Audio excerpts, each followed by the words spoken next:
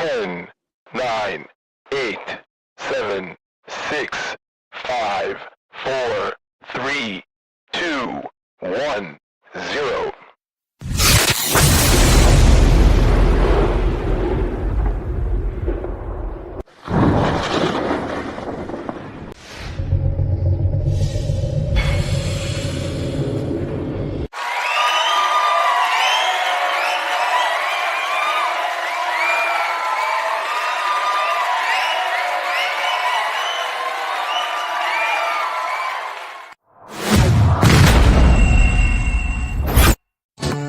The sophisticated, smooth operator. Unless you forget your manners. Podcaster extraordinaire. We are the Grizzly. We don't play games, we don't sugarcoat. If you can't take it, you shouldn't have never walked through the door. Grizzly maulings take place weekly. And as long as you keep it sophisticated, you won't be the next victim.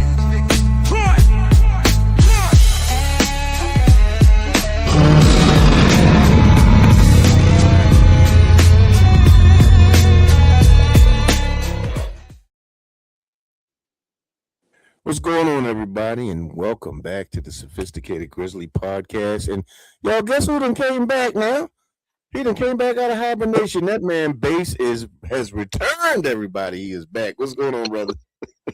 What's up, fellas? How y'all doing? All right. How you feeling, brother? Better. Especially That's after our talk today. You good? Because you know how we do, bro.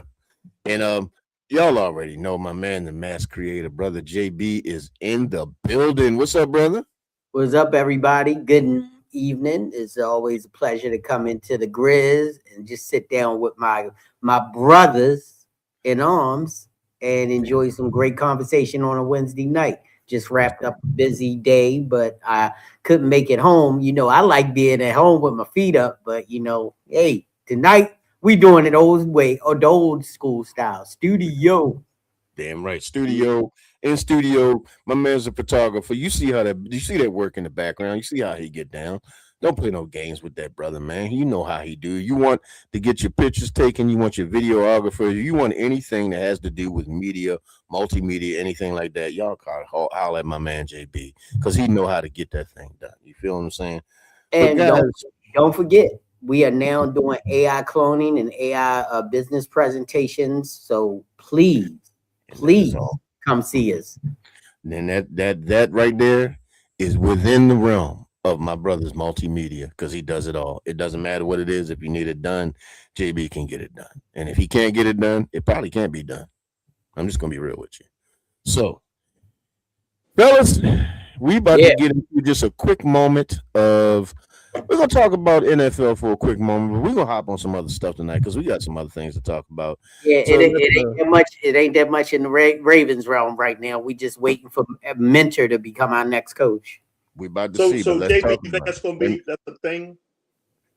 Wait a minute. Hold on, fellas. Wait a minute. Hold it. Let's get it started. Hold on. I ain't need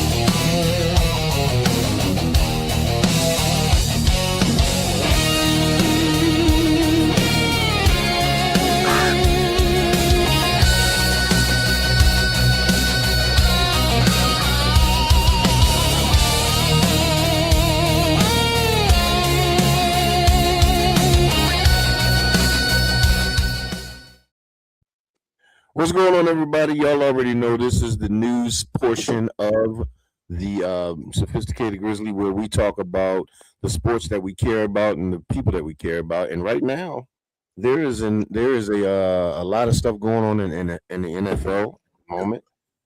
The Ravens are ravening. They are slow as shit, as always. But guess what? Games on the board are being taken off the board. Robert Saleh was my dream pick. He's gone.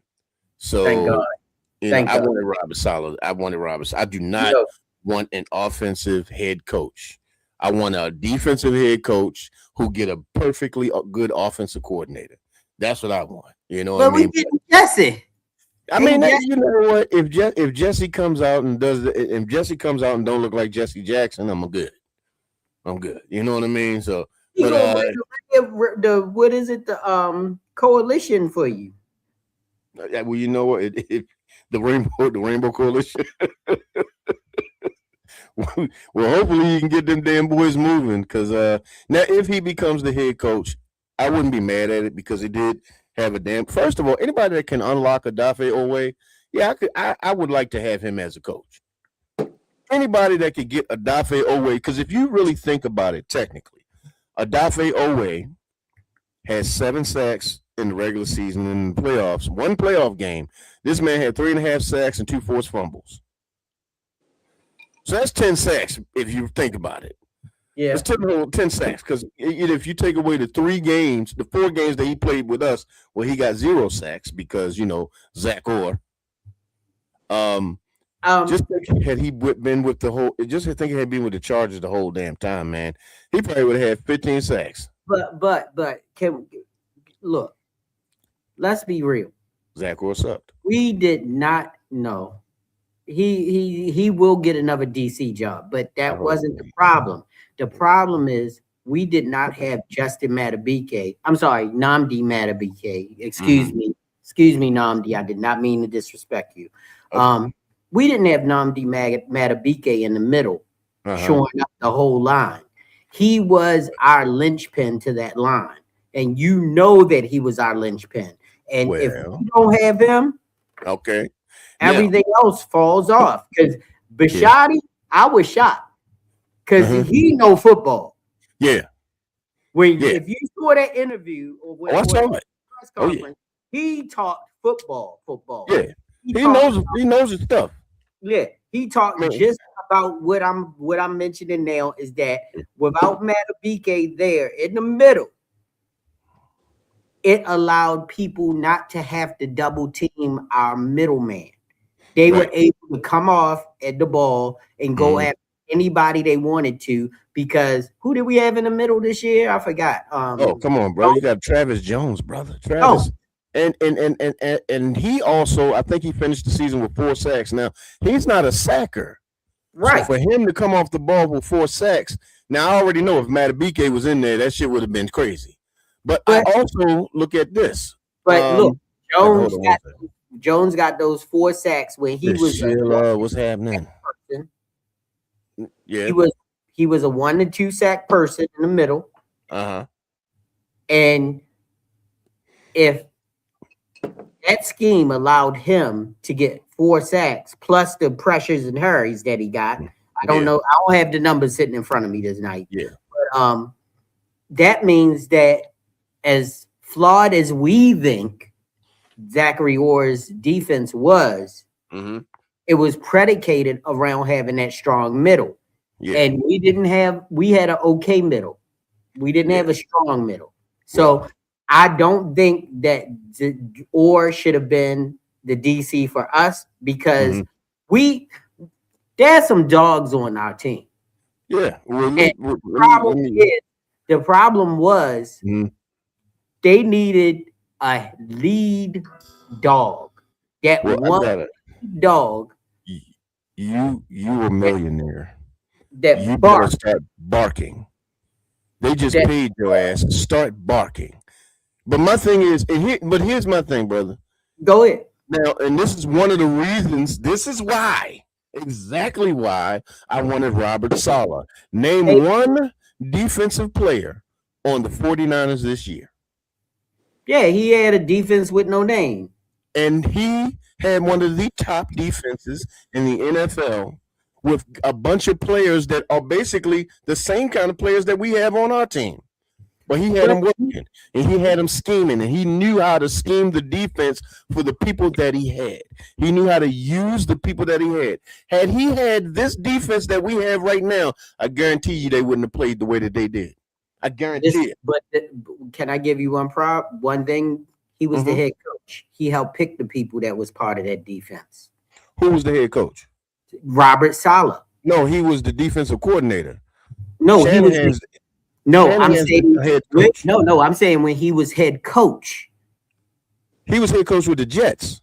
And he had the ability to pick the players that were going to be his defense. No, he didn't.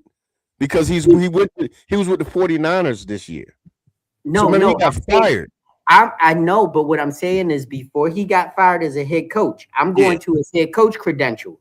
Yeah. He was a head coach for the Jets. Right. He was in those rooms during draft day. Yeah. He picked the people that didn't perform for him as the Jets head coach. Oh, no. This defense was always at the top. But, of course, it's going to look bad when you have a bad offense, a bad offensive coordinator who he didn't hire. The general manager hired the offensive coordinator with the Jets. That's fine. It wasn't somebody that he picked, so he had to basically try to fix a horrible team that the defense was always good. He always had one of the top defenses, but of course the numbers will always go down when your offense can't score. If your offense can't score, no matter what kind of defensive players you have, it's not going to work out. Well, that's why he's not a good head coach, because I saw, we all saw how John Harbaugh went up to New York and said, I'm not answering to no damn general manager. I'm answering to the man who writes his name. That's what he did here. And he's like, I'm going to help pick the people that are going to be on my squad, not another question. There you go. Another question. Does that point bad to Eric DeCosta? Yes. What about you, Basie? You think that gives a bad look to Eric DeCosta? Because the story came out today that Harbaugh wanted Puka Nacua. No shit. Yeah. Harbaugh, he was banging the table for Puka Nacua, and they picked Caillou Blue Kelly, who ain't even on the Ravens no more. He's over with the Raiders. I think he's doing well with the Raiders, but he got cut from the Ravens. And you look and see what Puka Nacua is doing right now. And that's the whole idea. He's like, if I'm gonna go down in flames in New York, I'm not answering to him. So if Robert Saleh went into a head coaching position and said, I'm okay with you picking the OC, he got the wrong answer. That's the wrong answer right there. And I bet you that when he went down, he's in Tennessee now. Yes. I'm pretty sure he changed his tune then. Oh yeah. Because and that's why I know he's learned from what he did with the Jets. I know when he came here, think about it, bro. If he came here with the Ravens, he has his offensive players set. Right. You don't even gotta think about that side of the damn ball. Just get the right offensive coordinator, and damn it, y'all just go fly. You fix our defense. If you turn our defense with the talent that we have, I mean, we got Kyle Hamilton.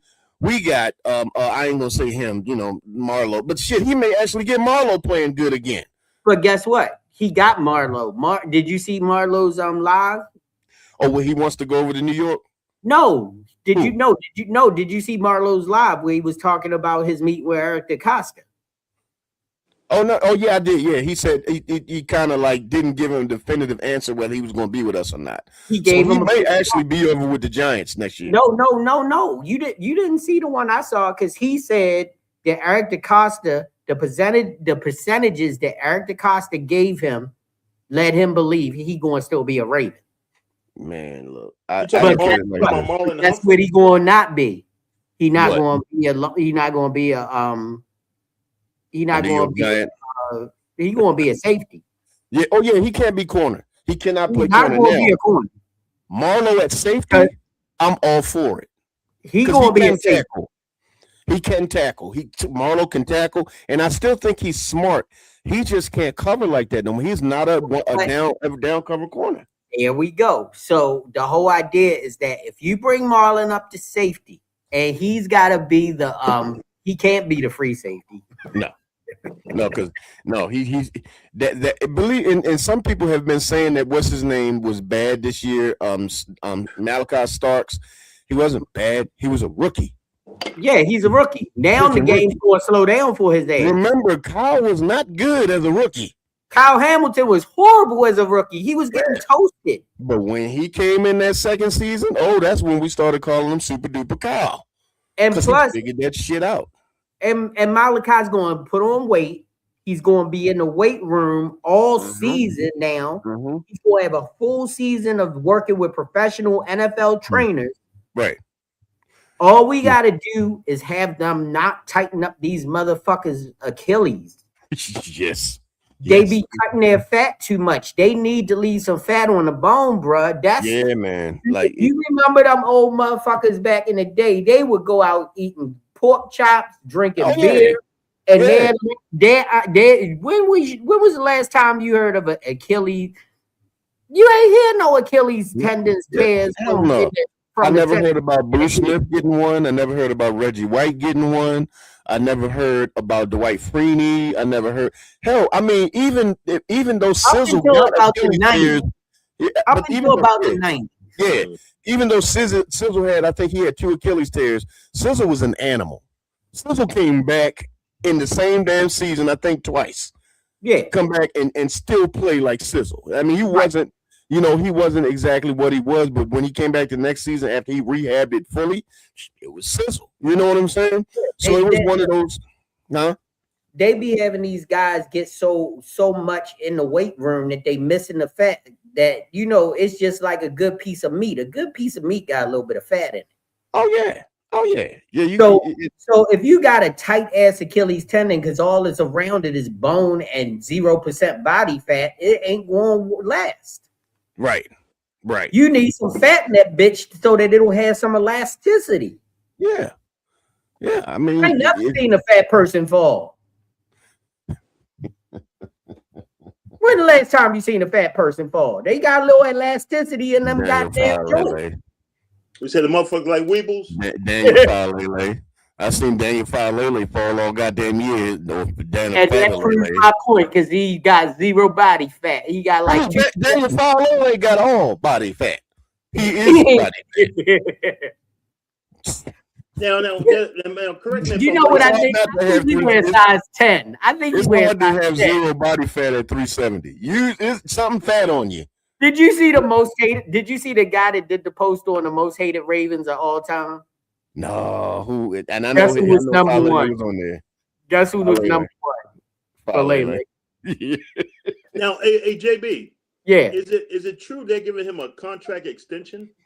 Who? For the Ravens? No. Falele? No. He gonna be gone. He's gonna be over there with the Giants, bro. You know what? For whatever reason, Harbaugh loved him so. But guess what? No, he ain't gonna be. Yeah. If Harbaugh got any good goddamn sense, if he bring Falele up there, they gonna fire his ass. He's coming. You know he ain't. He gonna be there. He gonna be with the Hampton Widowmakers. What I will say is this, and as horrible as Daniel Falele was, Daniel Falele was also, and this is just the only time I'm probably ever going to defend this brother. He was playing out of position. He is not a guard. He was a right tackle. He never played the position of guard. So you're asking somebody who never played the guard position, who didn't play the tackle position very long, because it's not like he was playing it in high school and stuff like that. I believe he started playing football in college. So he played the tackle in college. So now you're asking him to change an entire position that requires a lot more athleticism than he has. He don't have that kind of. Now he can actually bend his hips and cover up the edges. I believe he would have been okay at tackle. I don't think he'd have been great, but I think he'd have been okay at tackle. But you're asking him to play one of the most athletic positions on the offensive line, which is guard, and he didn't have that. Yeah, and he had no guard. He had no instincts. His instincts were horrible. But he graded out on Pro Football Focus better as a run defender than a pass defender. Well, believe it or not, bro. But you know why? You know why? Because you can attack the defense. Yeah, when you're a run defender, you're pushing your weight towards your defense. But when you're not backing up and trying to block. Yeah, a guard is falling back, and his size 10.5 shoes was too small for his fucking body, and that shit was Weebles wobble, but Falele fell down. Did you say 10.5? Try 27.5. That son of a bitch. That's a big boy. I was Lele making is I was huge. trying I was making a joke about this that his feet was too small for his body. That's all. Oh, okay. I don't know what size shoe he wears, But but that- I'm that- just saying. But you know what, brother? Who do you think should be the coach? Who do I think? Yes. I'm looking at Kubiak. Clint Kubiak? Yes. Offense. Okay. What about you, Bass? What do you think? Wait a minute. Do you know what comes with that? What, offense? No, with Kubiak. What? The years of experience of his father yelling in his fucking ear. Yeah. Because I remember last time we had a Kubiak in the building, we had the best offense in the NFL. But guess what we also had? But guess what we also had at the same time? What? Great defense. We did. Who was our? That was when we had shit. What's his name? I know his name. My favorite defensive coordinator. He was with us this year. What the hell was his name? Come on, he was the Indianapolis head coach. Yes. That was our defensive coordinator. Damn, what's his name? Pagano. Chuck Pagano. I was trying to let you remember it. I was trying to help you out. Hey, bro, this brain 53. If I forgot, it's gone. Let me tell you what. If I don't know my football or any other team. I know my Ravens. Oh, the damn Ravens, bro. But yeah, I should have went in the office and put on a Ravens fucking jersey before this segment. I just didn't. Yeah, bro. I wouldn't. They're not getting anything on my skin until the season starts, and they look like they're supposed to play. But you know what? I am very proud of the Ravens for not jumping into the gotta get them now phase of coaches. Coaching, yeah. They're doing their due diligence and they're not being quick to the trigger. So here's what the problem I have with that. I mean, I don't have a problem with that, but I did see when I looked at the coaching search. Boy, they done interviewed another goddamn special teams coach. I will whip your ass. Y'all hire another motherfucking special teams coach as our head coach. Look, you made it this time. You did okay this time. There only been 2 head coaches that were special teams coaches. Harbaugh and who? What's the other one for? Was it Dayball? No. What's the other motherfucker that was with the Giants? Oh man, with the Giants. What was his name? I know what you're talking about. Joe Judge. Joe Judge. Yep. Judge. And one worked and one didn't. But and now Carl Harbaugh, he can actually pull from experience now. So he's definitely a better.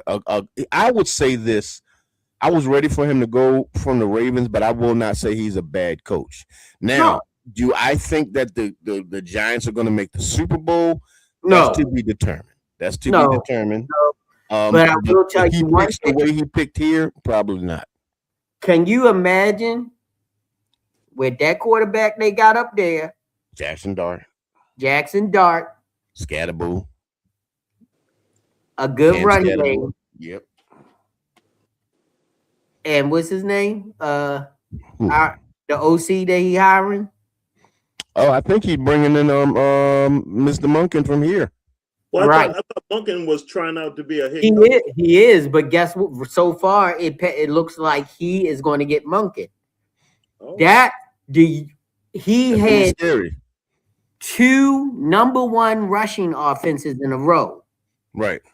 Both years. People don't realize Henry just didn't use Henry right. Was the number 2 rusher in the league this year, even though we said he had a down year. Yeah, because it was 50. It's a down year from his ass running 2,000 yards last year. So anything after 2,000 is down. He still had over 1,500. Yeah. So, I mean, the thing is, it's just when he used them. It was always that. Yeah. But he's not like Roman, because Roman only knows running. What's up, John? And that's why Roman got ran out of goddamn ran out of town. San Diego. San Diego. Yeah, because they just picked up on Mike McDaniel. Yes, it hasn't been made official.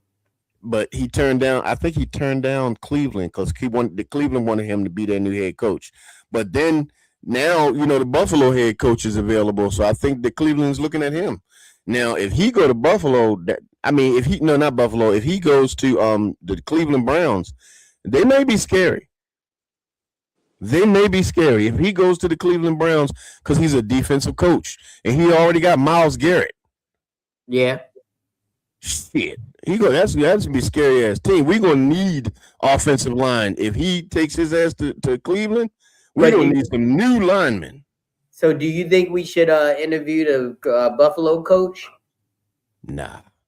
I thought he got a job, didn't he? He's looking at, I think Cleveland's looking at him.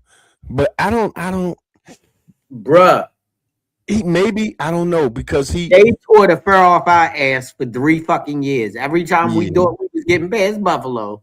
Yeah, they beat Buffalo, us. Buffalo went further than us in every season. And they never went any further than that. But is that him or the OC? I mean, it's sort of tandem because because the head coach still has the ability, which we realized, and it didn't happen with us too, to put the kibosh on some of the dumbass plays that get called. You get called and say, "Look, you're gonna scratch that. I need you to run right here. I'm watching the team from here." It's a simple sentence: either you run it or you lose your job. Right. And nobody was willing to say that to their OCs, and that's why they sitting on the sideline now. Well, Harbaugh, I mean, he's the $100 million man now, so he good. But he ain't nothing wrong with him. But I mean, and they pulled the trigger on motherfuckers late as shit. Right. He got them into the postseason, and they still said not good enough. What did Bishotti say about Harbaugh? If he got you to the playoffs game, what would you have done? Gave him one more week. He'd had one more week. That's about it. That's why I'm saying that man's look. If you don't like Bishotti after that press conference, you just don't want to like him. Because after that press conference, I was like, that's a real dude right there. Did you hear what Bishotti said about Mike Tomlin? Oh yeah. He said he was all right. He disqualified himself. Yeah, he said he's disqualified. Bishotti said they did it. Hey, but let me ask you. Yeah. So you asked me about the next head coach. What do you think about Anthony Weaver? I'm not thinking about Anthony. I mean, he had good defenses in Miami, and to me, if you think about a couple of years there, Tua was very, very good, and the defense was good, but it was never like this world-beating defense. And so I don't think that they were okay. They were middle of the pack. Whereas for me, now if you ask me who I would like to be the head coach, like now after Saleh didn't get picked, because I wanted Robert Saleh, but Brian Flores. Oh, you know what? That was my next pick. But see, the whole idea is, I'm telling you, that shit with the NFL is haunting him, and he's not getting a head coach till that shit. He filed a lawsuit, right? Yes, and everybody keeps saying, no, that ain't got nothing. Nope. I mean, if he doesn't get hired, it would be a factor. If he don't get hired, it would be a factor. The white boys don't forget. The people don't like a rat in their locker room, even though everything he said may have been true. Right. He went past the curtain. He opened the curtains up and said, "This is what they told me to do." Yeah. Right. Yeah. And what owner can trust him to keep any kind of family secrets at that point? I think I could understand it, but I'm looking at it. This is how I'm looking at it. If your ass got integrity, you ain't got to fucking worry about him. How about that? How about if you actually if you're an integral owner, they asked this man to throw games. You're now messing up my legacy as a head coach because you're asking me to throw games so that you can get a certain player in the draft. But here's the thing: what would have stopped them from firing him at the end of the season after he tanked the season? So now his record looks bad. But check this out: if he went in for another head coaching job and he didn't make it public, and he told the owner what went on Yeah. and kept it behind the curtain. I mean, yeah, that's another way to. You can still have integrity and say, I'm not throwing these games, but I ain't got to put it out there to the public what happened. And that's the thing about the NFL. A lot of stuff that they do is behind that curtain, and that's to protect the what? The brand, the shield. The shield. Yeah. So he wasn't protecting the shield. Base, I never got who you thought, bro. I was looking at Jesse Minter. Okay. I wouldn't mind having Jesse Minter. Like you saying, Brian Flores maybe not. So I would love to have Jesse Minter. I think you know what, JB. Here's the big reason why I want somebody like Jesse Minter or Brian Flores or Robert Saleh. We lost our toughness. We are not a tough team anymore. And I understand. I don't really want an offensive head coach, because I want a defensive head coach. I want a head coach that understands the offense and the defense and can mitigate between those two to make us better. Yeah. Like, even what's going on with the Patriots. Yeah, he's a defensive minded person, but he knows the offense. Yeah. He knows the offense well enough to leave it alone and let the coordinator do his thing. Until he make a dumbass call and he overrides them. Yeah, because he's not scared to do that. He sees how they lining up for a play, and he's like, "Oh no, fuck no, timeout. We don't have no more timeouts left now." If we ran that play, that defense, that corner was gonna pull off and come in and sack our quarterback. I've seen that play 100 million times. Fuck that. You got to throw the ball. Yeah. But you know what? I look at it like this. There's a reason that Baltimore loved Brian Billick. Because if you think about Brian Billick, he was an offensive coach that was a defensive minded. I mean, he was an offensive coach that had a defensive minded mentality. He was a rough and tumble ass, and he was a no nonsense. He basically implemented the Raven way. Think about it. Like, we weren't that until he got here. And then when they started that play like a Raven, we weren't, because Marchibroda wasn't. I love Ted Marchibroda. I love him with everything in me, but he did not have that. But when Billick came in, that whole play like a Raven mantra came out, and then of course he kept what's his name, the former head coach of the Bengals, Marvin Lewis. He kept Marvin Lewis over because he saw the defense was actually doing something before Marchibroda got fired. So he just kept Marvin Lewis on the team because he saw what was going to start happening. So, man, when he came with that play like a Raven, and he changed the way the helmets look and all of that shit. So Brian Billick implemented that play like a Raven. That's why we loved him so much. So when Harbaugh came along, he just didn't have the he spoke tough, but you could see it wasn't. He didn't have that. And then the players that he can say that he didn't have a part in picking, but he picked a lot of those guys. They go to him and ask him that. Don't get me wrong. They do a lot of analytic dumb shit, which I wish they would stop and start using their gut. But you got to admit, with the shit that's coming out, he was on an island. Right. Imagine the difference our offense would have been with Puka Nacua and Zay Flowers. Oh, come on, bro. And him, the three of them, the three-headed monster, Puka Nacua, Zay Flowers, I believe that would have unlocked Rashad Bateman a lot more.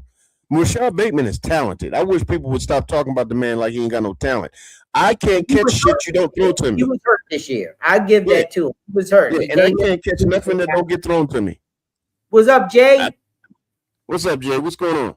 Hey, how y'all doing? How y'all doing? You know it's time. How you feeling? Jay, come in. You know it's time for us to stop talking about the Ravens. I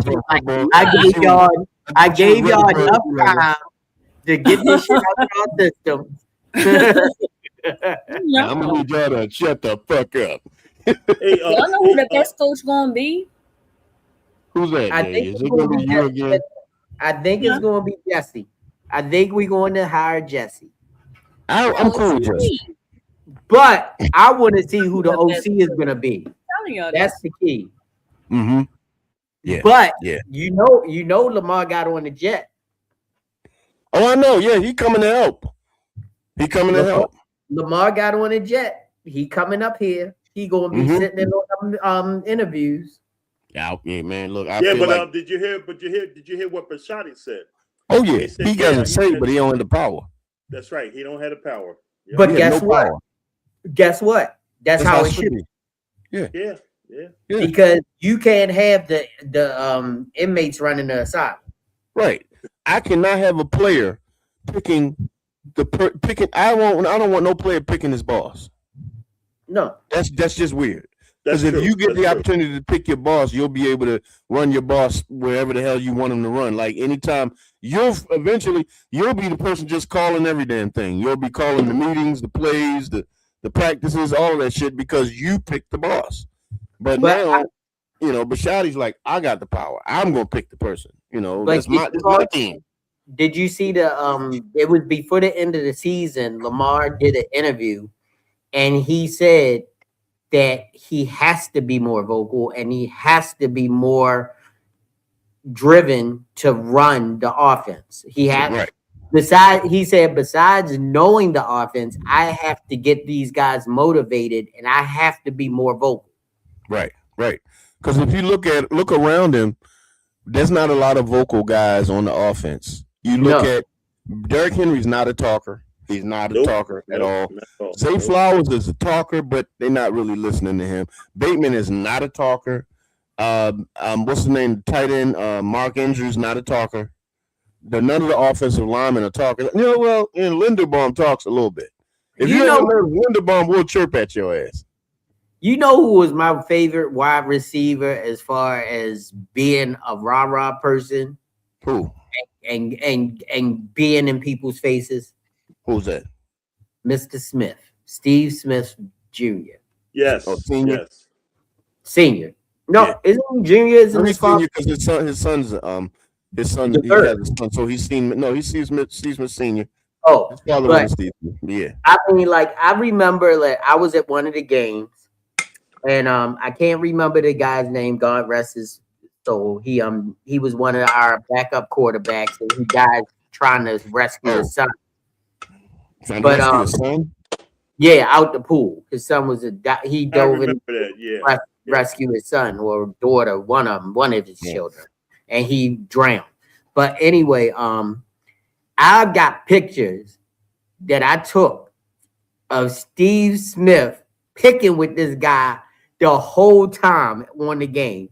And every time he wasn't picking with him, he was in somebody's face that just got off of that field. He was like, I was no humble brag. I was sitting close to the Ravens sideline that time. Right. And he was like, you could hear him yelling, why didn't you go to a 3-step and drop? Why didn't you go to a back shoulder? To the guys, he was going to throw the back shoulder. Lamar throw a great back shoulder. You could hear him. Right. And he was on everybody. And then he would walk over to Lamar, and you couldn't hear what he was saying to Lamar, because Lamar would sit on the bench kind of, in his own little personal way, and he went over to Lamar, said something, and Lamar would hit him on his shoulder and stuff, trying to get him out of his face. Mm-hmm. But Steve Smith motivated them to do what was needed to win. Yeah. But JB, what happened to Steve Smith? He retired. Yeah, he retired. Then he got in trouble for having sex with a girl he met here in Baltimore. Yeah. I mean, but that don't make him a bad guy. I mean, that's his. That's some personal shit. Look, did you hear what he said? Look, the husband called him up and he was like, he said, sorry, man. Sorry, man. Look, hey, JB, what did he say? My bad. He was like, I'm sorry. I'm sorry. My favorite one would be Anquan, bro. I fell in it. But you know what was amazing? How on that situation, how he didn't deflect, he didn't try to make it anything it wasn't. He accepted blame and it disappeared. Right. He still Right, was and- able to do his analyst job on NFL Network and everything because he owned it. A Right. lot of times these guys don't own their bullshit, and that's what get them in trouble. Shannon Yeah, Sharp. Right. Yeah. Well. So because you in the public eye, because you playing football, because you are a coach, the NFL, you can't you can't have relations. Not. Well, not when you can. married and she married. yeah. That's it's your personal business. They ain't got nothing to do with work. Hey Jay, it's Well, a if it fucking- brings a bad name to the team, Right, if right. if it becomes a thing that's bigger, like okay, let's just say Ray Rice and his wife was a personal thing, but he Mhm. got kicked off the team for the personal thing because he put his hands on his wife, and so They still if married. it's So I anything that's guess going to it's damage, okay. exactly, Well, they they still all- married each other, but you know, Yeah, they weren't married then. They got married. They got married so, the- she couldn't so the testify wife would against him. be protected from having to testify against him. Yeah. But when you Well, Right. she did it, meaning But that if the they first were time, married, she was if okay with I'm that. sorry, go ahead, Jay. Sorry. Apparently, she was okay with that because you went with that. You married him as opposed to saying, you know what, I can't approve of this shit and leave him. and then No, on top of that, you she married wanted that. Right. On top of that, she wanted that fucking money too. Mm-hmm. Yeah, but she could have divorced Oh, him yeah, and got yeah, a good 'cause settlement. Ray So had they some still junk. had a good relationship. So true. So true. They still together. Yeah. Yep. So it wasn't They- about Yep, the they money. still together, That was they going strong. I can't get mad about something you're not mad about. True that. And maybe that turns her on. Yep. Whatever Maybe y'all do, he's not been go beating that through ass. elevator doors is what y'all But he do. just did it in JB, public. what'd you say? JB. She Huh? she liked the way he flipped them pancakes. Yeah. That spatula was just right. Some people call that foreplay. Yeah. Some people call it an ass whipping. This girl came to work with a black eye. I said, I mean, You I don't don't think she's condone. she was like, I'm fine. That was just foreplay. Yeah. I yeah. don't condone domestic violence, but anytime you feel the need that you want to hawk spit on somebody, you deserve whatever comes your Right. way because that is fucking That's disgusting. disgusting, man. And that's what happened. disgusting. That is disgusting. And Well, he you thought, want he to thought, not- that's he something thought he that was gonna generates an automatic reflex. Like you touching something hot, you immediately pull back. Something like that happens, you Right. immediately lunge forward. I don't know. When I'm making the millions, Right. I'm gonna go. "Ah." I might have to think about this pass shit. you off camera. Hey, Grizz, how you saying? Oh, you spit on me? No. I had to think about No, this you ain't shit. taking. I'm you gonna ain't think smack I'm taking your alright. ass I off think I ain't camera bad. when we in the bedroom tonight. No, what I would believe it or not, what I would do is if she spit on me, I would do exactly what Chris Rock did in that movie. Security. I have them come grab your ass, bitch. Get fuck about you. You already know. He You already know. accosted me. Yeah, you spit on me. Here's the thing, like I already know I can't swing on you, put my hands on you, but damn it, I can have you removed from the premises. I could definitely have that happen. So yeah, you try that See- shit with me if you want Yeah, to. but that cuckoo must have been good because he's still with her. So you know Well, what? yeah, You know what, JB? He loves her, man. JB, You know, sometimes that crazy poo poo is some of the best poo poo out there. Sometimes you just have a bad day. Maybe that was just a bad day for them. Like, Yeah, and maybe he liked that cray cray. yeah, hey, to each his own. I What mean, y'all do in y'all relationship at home behind closed doors is what y'all do. Who am I? True to that. judge? True that. yeah, well, wait a minute. I remember that. somebody else Night. My man. ex-wife. We were in a little sex thing, and she tied me up. But the fucked up thing is, she left the room and left me in there. She went shopping. Oh, motherfucker. Hey, JB.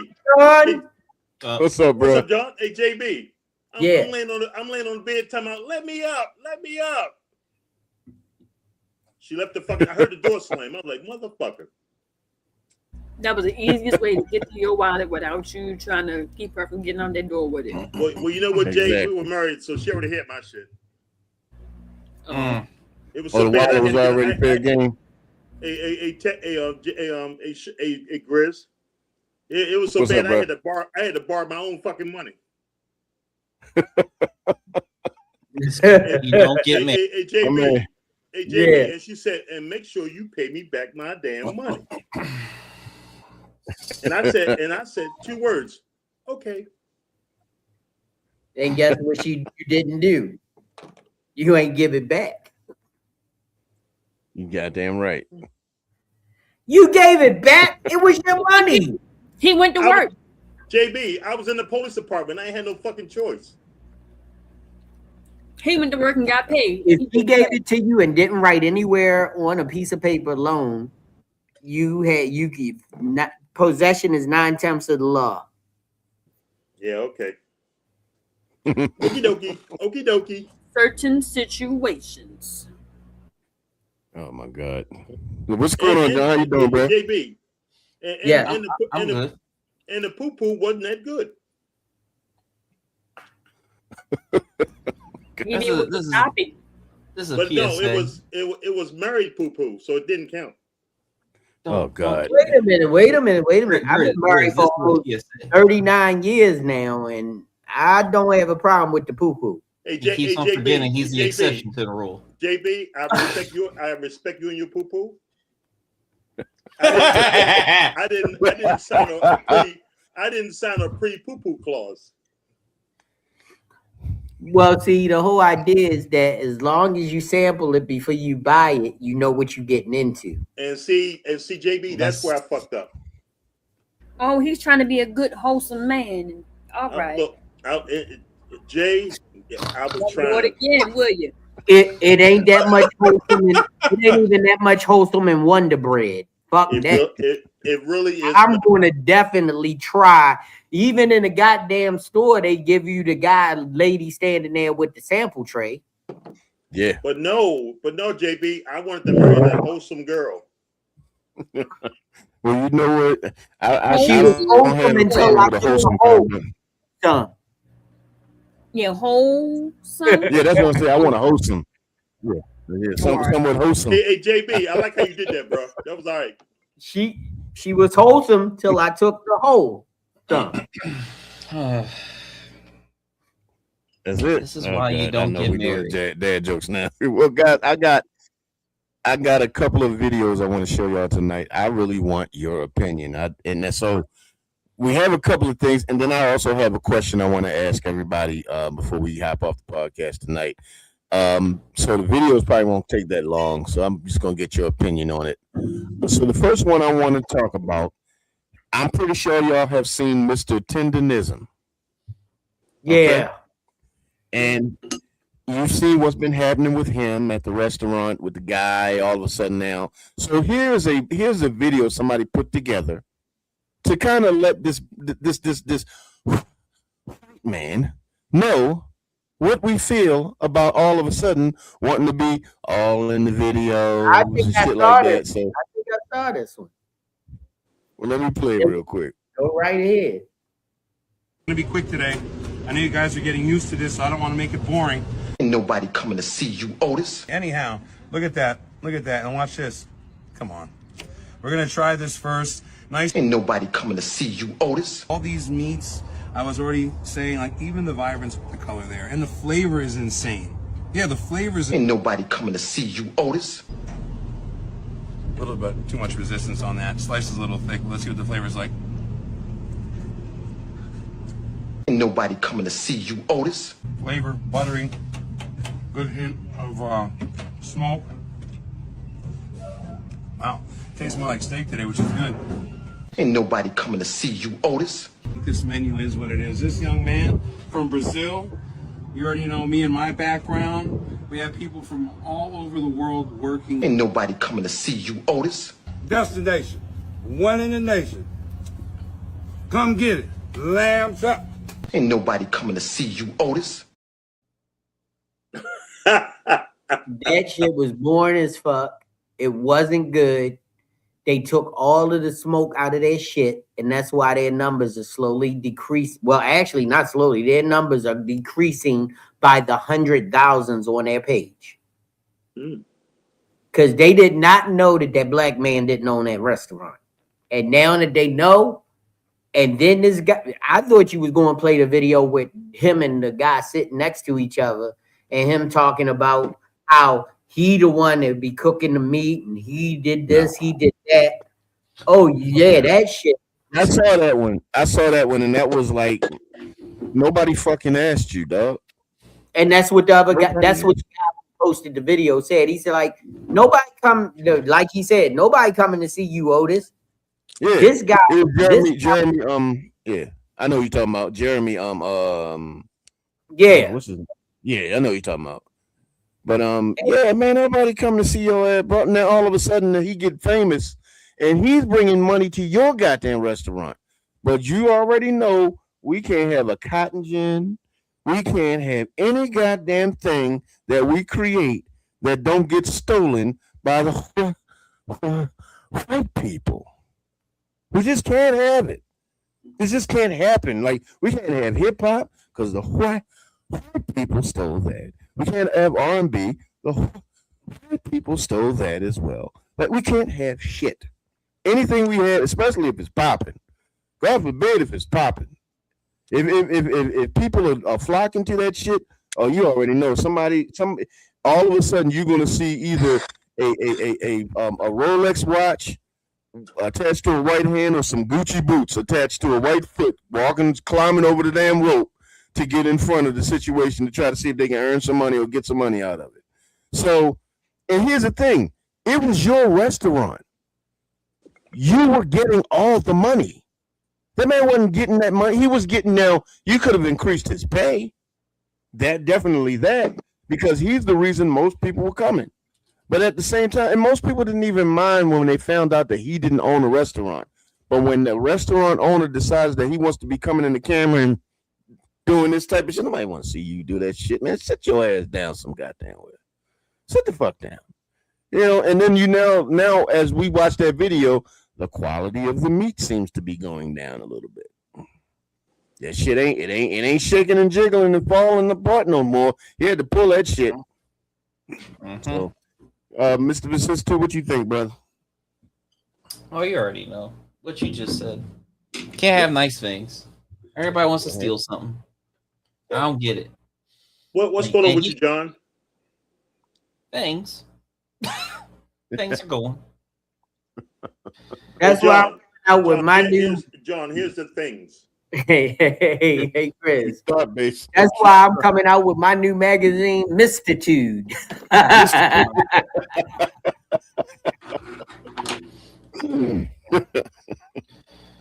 What about you? What do you think? Who did you say? Jay. I think she's there. She's probably cooking. All right, Base, let's go to you. What about you? What do you think about the all of a sudden him needing to be all up in the videos and shit like that? Well, if he won that from the get-go, sit your punk ass down. Right. That's how I feel. JB, I think it sounds like you echo that sentiment.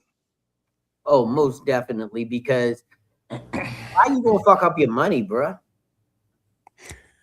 Just because nobody know you. You got so jealous of his success that you gonna fuck up your own pocket. It don't make damn sense.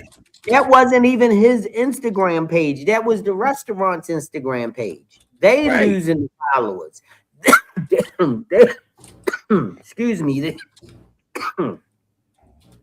I don't have no water over here. I need a water. But they are losing all of the credibility. Right. That spongy ass goddamn brisket he pulled out told the story right there. What you say, JB? Yeah, he tried to intimidate the little drop, and he's like, "Nah, I gotta pull it." And then he said this is cut a little too thick. Right. It don't matter the thickness of a good, well-trained brisket. It can be this thick. If it's gonna fall apart. Yeah, it's called tendernism. That's why it's called tendernism, because it's supposed to be tendernism. But guess what? The whole idea, every other piece he picked up would have probably fell apart. But because he's being vindictive and jealous, God said, fuck around and find out. Yep. He's being very passive aggressive with that shit. Right. And he didn't have a good stage presence. he didn't do anything that was as to the level of what the other gentleman was doing, and it made the product seem regular, like you could get Right. it anywhere, like you could buy it from any smokehouse. Yeah, like I could do it. Now I can do it. I can kick the ass. I can do it too. I whip the I ass on will- that brick thing. There. You know what I haven't done yet? I have not smoked beef ribs, but I bet you if I got my goddamn smoker and put them bitches in, you'd see some tenderisms. Man, tenderisms. Damn. Tenderisms. Because Damn. I can grill my ass off. It's just the smoking, a lot of times with the black community, they not gonna wait all that long for some ribs. They want them Right. ribs.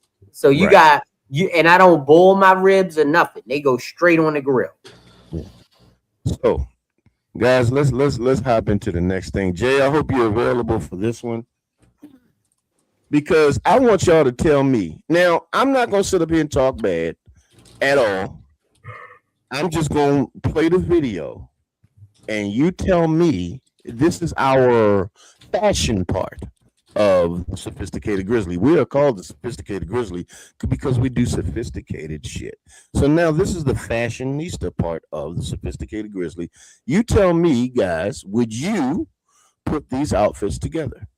I'm about to take these pants. I like these. So I'm about to take these and I'm gonna show y'all a few different ways we can flip this to make it your own for whatever you got going on. You know I like to dress up, so we're gonna show the dressed up version first.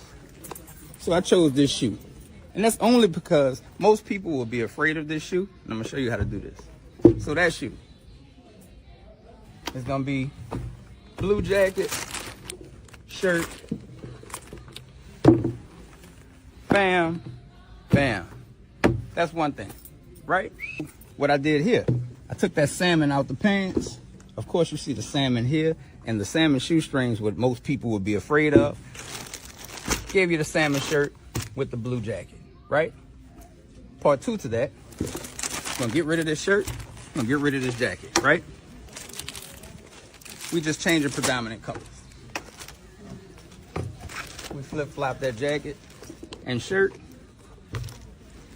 Bing bow, still got same outfit. Take the jacket away, turtleneck if you want to, make it a little casual, make it still dress it up. Either way you want to do it. We can put sneakers with this. We can put a t-shirt with this. These pants are so versatile that you can take it on a date. We can make it semi-formal or we can make it formal. You just have to know what to do. That's why I like playing. All right, hold. You're not making them fucking pants for me. Hold the fuck on. Sorry. Hold on. First of all, before we even get any further, Why you clacking them motherfucking pants all around that damn table like that? Why you making so much noise working at K&G's? Sorry. hold on. Hold the fuck on. Is it just me or either that man's camera, which I'm pretty sure is a phone, needs color correction? Did he just say red with salmon? Because Yeah, he did. and then you gonna pull out them fucking whack ass Stacey Adams though, with the glued soles? Really? Come on. I mean, So if you want to wear it you one didn't like the time, outfit? Hey John. No. in order it what base? Hey John, what were you gonna say? What were you gonna say? Come on, man. What? Okay. Being a person who wears plaid a lot, especially this time of year. I'm looking at it on your head right now. Yeah, somewhat, yes. This is more patchwork, but yes. John, you've been mossed. Oh shit. So knowing that not everybody can, first of all, you can't, it takes a special type of person to dress down a pair of plaid pants. Not everybody can do that, and not everybody should do that. And those pants, I didn't see what the fuck he was talking about with salmon in the plaid. I didn't see no salmon whatsoever. So either I'm colorblind, Wondering if it was just me, or you just really like no. Yeah, and I don't understand this. Like I'm all about bold colors and all, but Right. Not them Yeah. bold colors. You took the red shirt and made it a red blazer and flip flop it, and it was stupid. Yeah, Just straight it's too much. It's stupid. like, are we going like and people, unfortunately, we see this every Sunday at church. This should be wild. And be like, are we pimping the collection plate, or are we Did you know that's where I was gonna go with it? But you know, Jay, I need you because y'all are the fashionistas. You, JB, and Mr. Two, y'all are the fashionistas of the crew. I mean, basically, I have some fashion. I am not a fashionista at all. But you know, I would like to know you guys. That's why you're the experts here. So I want to jump. I want to go to Jay first, and then I'm gonna coming to you, JB. Jay, what about you? What are you thinking? I'm fine with the plaid pants as long as you have the swag to pull them off. Right. Do not wear that salmon red. It was red. It was this red. Do not wear that red ass shirt with those pants. Right. Do not wear that dark ass blazer with those pants. Jay, unless the salmon was smoked. Now, if it was salmon color, that it would have hit different. But that red was too hard because of the color of the pants. I would have went with more. I would have chosen a lighter top. Yeah. The same color, not the same color as the pants, but the pants were like if it was like camel, I would have took the shirt a shade or two lighter than the pants. I wouldn't have went completely fucking left with red. Maybe another color, but not red. Also, stop trying to advertise fake red bottoms. It was salmon. It's a salmon bottom. My salmon belongs on my bagels. It's a salmon bottom. Salmon bottom? Yeah. JB. AKA Mexican ran Stacey Adams. That's why I don't wear them no more. You know what? Like they used to be. Look here, JB. Yeah. And the white boy has spoken. Here we go. Here we fucking go. Hey, JB, tell me what you think, man. Tell me what you think. First of all, that motherfucker need to not dress anybody looking like a goddamn Christmas elf. You know what? I was feeling it. Right. I was wondering if anybody noticed his outfit. No, I just was trying to be nice about it. First of all, with those pants, you should never do a contrary color. You should do a complementary color, which would have been on the brown spectrum from beige to mauve. You would lighter than the never red. Go with nothing on the other end of the color spectrum, reds, pinks, greens, nothing. Because guess what? You just set yourself up to work for Ringling Brothers. I mean, he already looks like he does. So, the shoes, I'm sorry. Usually, the shoe top can be a different color than the pant, right? Which would be a neutral color such as black, brown, or cordovan. Yeah. And the sole should be black. Right. Yep.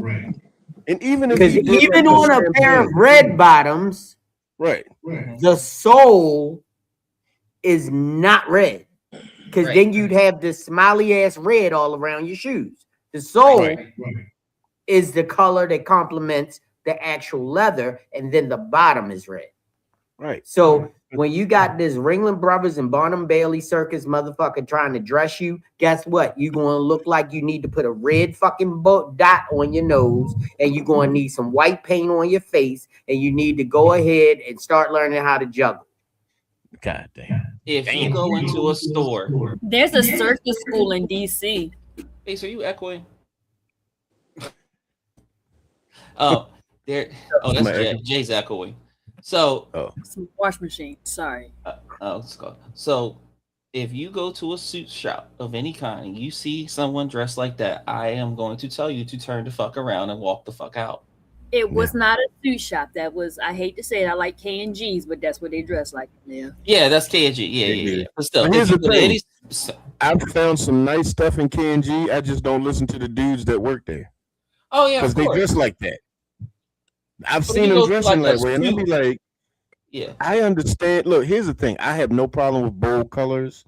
I carry myself with just a bit more. See, for me, a bold color in a shoe is an oxblood shoe, or like a champagne, or something like that. But something bright and blue like that with red strings and shit, you're just asking, you know, where the hoes and bitches at? That should be the next thing come out your mouth. Where's the hoes and bitches at? And you should be taking off those shoes and putting on some ones with fish in them. You know, she has some fish platforms. My man sits in the front pew of the church. Yeah, he had I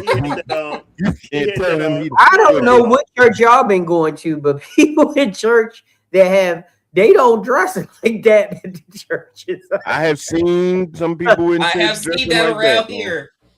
Now, if you said it was I know somebody that dressed like that in church. Yeah, but if you said it was Men's Day and everybody dressed alike, no, this is every Sunday. This is a regular occurrence. Because you gotta go what you can find in bulk when you're doing Men's Day or something like that. No, we have a suit that match every color gator. Jesus Christ. If the suit is red, the gators is red. If it's green, the suit is green. Like it's God bless him. All right, go. And may heaven smile upon him. Right. So Jay, sidebar, does he at least have the matching belts? Yes. Okay, I'll give it a see, I can get away. If your belt matches your shoes, I'm good with it. If you're wearing black shoes and a brown belt, you violate. Everything is the same damn color. The jacket, the shirt, the pants, the belt, the shoes. Can't forget the socks. Jerry, hold on. He has to coordinate. He had that where's my money, bitch look. He did. He had that attitude too. And he had that John Witherspoon. So I'm gonna have to say this, my brother. And here's the thing. I'm not trying to trash on you, but as far as your style picks go,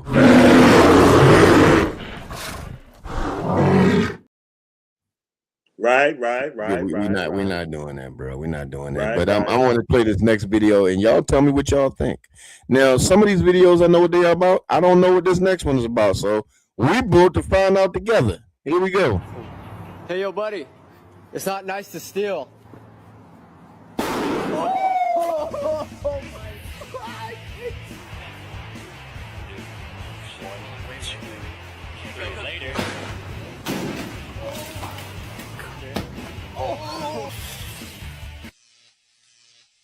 There he goes, chat. Kick it behind the tree.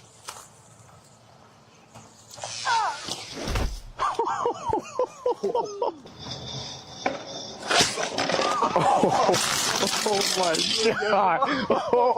Look at him! Oh shit! You nice, buddy. Here we go. Here we go. Yes. Oh my!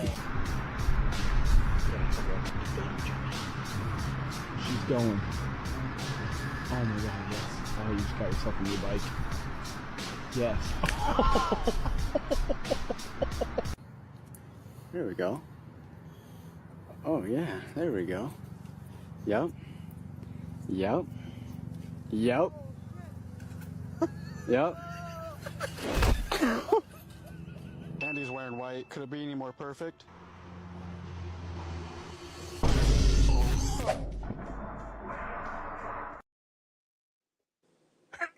You know what? I pulled the video before too, Grizz, but I never played it. But yo, that's fuck around and find out. Right? Yeah. Yeah. It's like, really, you motherfuckers are still stealing bikes. Bikes are in right now. But we still stealing them. People have stolen bikes since I was a kid. I actually had my bike stolen as a kid. I was having an asthma attack, and this motherfucker walked up, saw me wheezing, and I said, hope you feel better, and walked right the fuck off with my bike.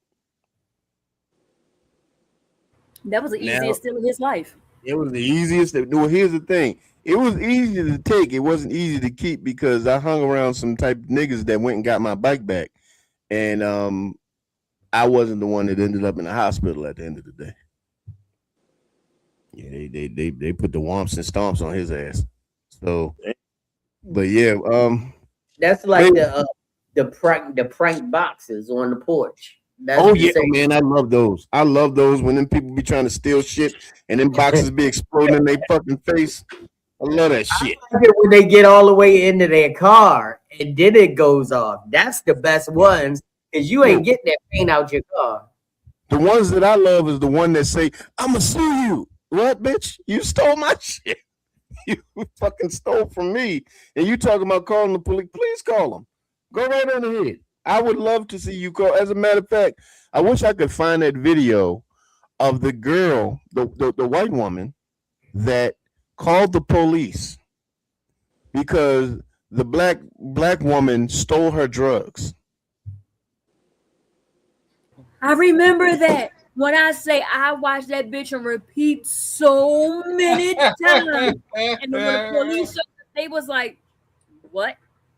Do you know what you called us for?" Pranked right now, like they was confused. Like she was like, "You took it to the white house and privilege everything." goes wrong. Lady did not deny stealing it. Yeah, I took it. I said, Yep, what and the fuck? was laughing her ass off because she couldn't believe this woman called the police on her because she stole her drugs, her illegal substance. What's up, bro? Grizz.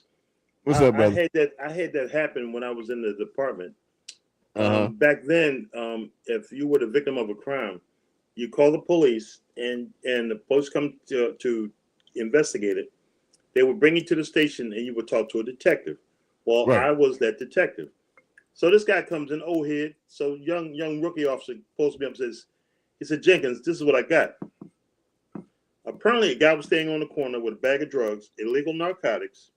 Some guys pulled up in a minivan. They threw him in a van, rode him around in circles, beat his ass, took his drugs from him, and kicked him out the van. So the guy wanted to make a police report. So I'm looking at the officer, and I'm trying not to laugh because this is one of his first calls. So I said, "Well, where's the guy at?" "Oh, he's in the squad room." So I go in there and talk to him. I said, "Sir, officer told me that somebody took something from you." He said, "Yeah, I want to make a report." I said, "What's the problem?"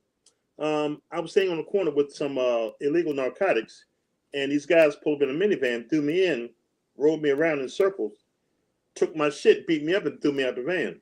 I want to make a report." I said, wait a minute, bro. So you want to make a report that somebody stole your illegal drugs?" Yeah. I said, "Well, can you tell me what kind of drugs they were?" He said, "No, that's irrelevant." I said, "No, that's not." I said, "Bro, that's not irrelevant. If you're making a report that somebody stole your illegal narcotics, I need to know what they were. Bro, we ain't got to go through all that. I just need a report number." I said, "That's not how this works." I said, "First of all, you said the word illegal, which means you ain't supposed to have them." He said, "Yeah, man." I said, "You know what? I give you that. But the problem is that at the end of the day, they were my drugs." I said, "Oh, okay." I got that rookie officer. I said, "Take him back where you picked him up from." So the guy was like, man, no, fuck that. He said, "Y'all not giving me a report?" I said, "Bro, how am I going to have this officer write your report that somebody stole your illegal drugs? That is not going to happen." "Man, I thought y'all was here to protect and serve." I said, "Bro, think about what you're asking for. You want to report. What you want to do is you want to explain to the people that you are selling for that somebody took your illegal drugs. That's not going to happen. So what I'm going to do is I'm going to have this patrol officer take you back where he got you." "Man, fuck you and him. I'm out of this bitch." So the rookie officer standing scratching his head. He said, "Jenkins, what the fuck just happened?" I said, "What happened is this guy, somebody hit him on the corner selling. I don't know if he got rid of concealed the drugs. He going to sell them at a later date on his own, or he just that fucking stupid that he thinks we're gonna give him a police report for some shit he ain't supposed to have on him." So, officer, you're going to give that a code and go back in service, and well, we're going to have a nice day. But what about the guy in his complaint? The guy ain't got no fucking complaint.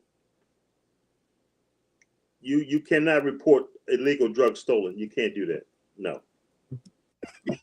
Fucking stupid. And that's a JB. And that's a true fucking story. Of course it is. People are stupid. I sent you the link. I had 2.8 kilograms of fentanyl. Oh, you have fentanyl? Okay. You have the right to remain silent. Anything you say and can will be used against you in the court of law. You have the right. What you doing? I'm reading your Miranda rights because you're under arrest for possession of a narcotic that is banned. Yep. God damn. So JB, somebody that we know. So JB, you know what happened, don't you? John. They probably found him in a trash can with a bullet in his fucking head. Yep. So here's something I want to show. So Jay, here's the thing. I was thinking about a whole nother video, but you done sent me another video. Do you want to talk about white motherfucking privilege? When it's two situations of white women calling the police for drugs. I'm gonna play them both right now. So let's go ahead and play these videos. This is the one that Jay sent. I gave her a 20 and she didn't give me nothing. Why does she owe you $20? $20 bill. I gave her a $20 bill. For what? For anything. I don't care. Whatever it's for, but she can give me my money back if she ain't gonna do nothing with it. Okay, were you planning to buy some drugs or something? What kind of drugs were you wanting to buy? Rock. Yes, I was. You gave her $20 to buy. I gave her $20. She gave me some plaster. And now you want your $20 back yes, because she didn't supply you with crack cocaine. Well, if she shouldn't give me nothing, no plaster or nothing, she should have said no. What's going on? She come around here a while ago. There used to be some people live right over there that used to sell. Yeah. We were sitting out here on the porch in some chairs. So she said, y'all have anything to buy? I said, no, baby, we don't have nothing to sell. So she left one around the corner. Mm-hmm. Then she come back 10 minutes later, holler, give me my money back up. No, you ain't bought nothing from here. Don't disrespect my child. This is my child. Mm-hmm. I don't sell crack. I'm a prostitute.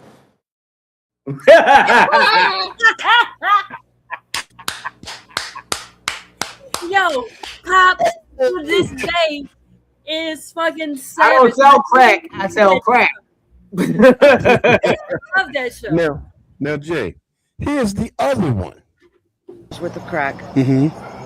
And I tried to give it to him. I tried to snatch the money from his hand so he wouldn't run from me. And he just grabbed everything.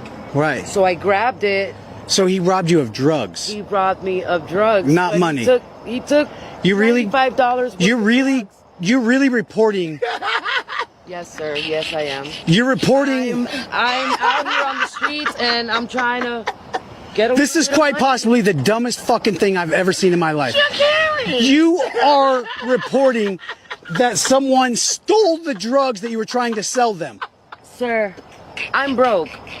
I'm just trying to make a little bit At what of money point here. does this make any sense? At what point? It doesn't make At what point do you think telling the cops that someone stole... I'm being honest. He's not being honest. Where's what he... Are there drugs in this car? No, there isn't. There not be no drugs in my car. She's carrying. There isn't. She's carrying.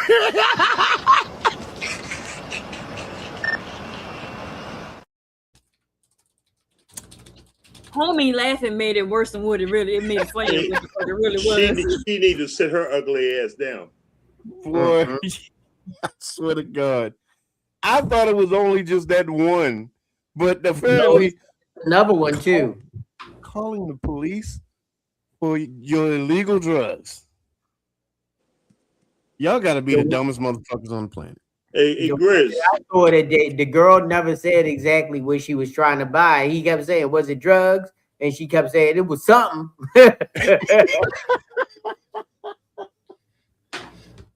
Hey, JB. What's up, brother? That shit actually happens, bro. Yep. Man, that's insane, though.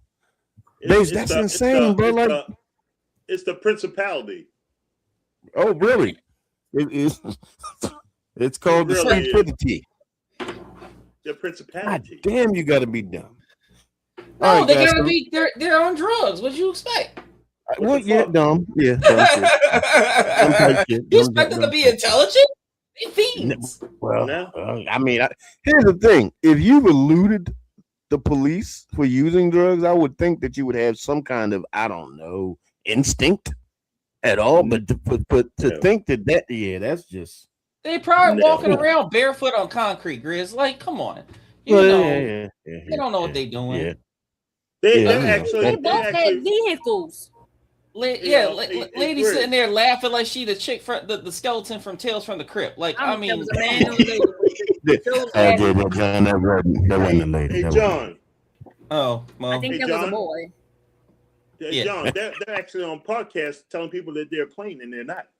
Right. Exactly. Shit. No such Well, thing you know as what? self-cleaning feet, damn it. Yeah, ain't no such thing as self-cleaning feet or self-cleaning legs. Talking about I've been clean for 19 minutes. Yeah. If you know that, then you're as filthy as I think you are. Jay sent me something earlier about some nasty, filthy ass. Another one with woman. She's with this white guy. She started dating this white guy, and he had the nerve to tell her some species of people, like we're a whole different species of people, get dirtier faster than others. So apparently, black people get dirtier faster than white people. This is what he said. And I'm like, and if you let this nigga in your legs, and if you let this motherfucker in between your legs one more goddamn time, you are the problem, heifer. Because he just straight up showed racist shit right in front of you. He told you that you wake up filthy, so you need to wash more. And then she goes into the whole thing about how her sheets get dirtier faster, the towels get dirtier faster because you gotta. And she said, and then when they fucking, she can smell poop coming from his ass. That's the men that they like. Sound like a recent podcast. Yeah, it sounds like the modern woman. Jesus Christ. So I do have. I need y'all help, man. I need the my family's help. Everybody in the chat, do me a favor. Send this out. Send this live out to everybody else because I have this question I want to ask everybody. Please do me a favor. Send it out. Send out the live. Send it to everybody you can think of because I have a question I want to ask. So, give it a couple of minutes. Give it about 5-10 minutes. Or so. Not even 5 or 10 minutes, like 2 minutes. But so the question I want to ask. So you know that this summer I've been talking about it probably ad nauseum. But this summer, I'm going to release, finally release my CD, release my music. The album is called Tedro Barrington III.